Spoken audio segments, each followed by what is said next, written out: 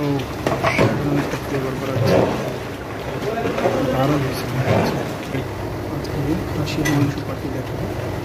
তেল দিয়ে দিলাম ফার্স্টে 20 কেজি খাসির মাংস, গরম মশলা আজকে খুবই মজার করে খাবো।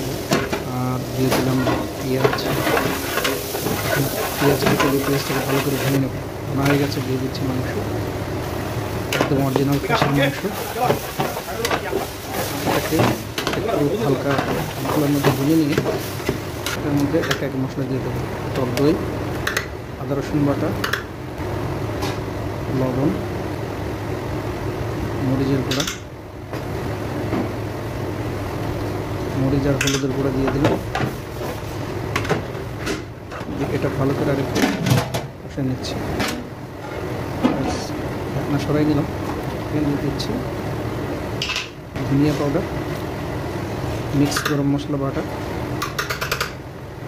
আরেকটু নাড়া দিয়ে এটাকে ঢাকনা লাগিয়ে দেবো।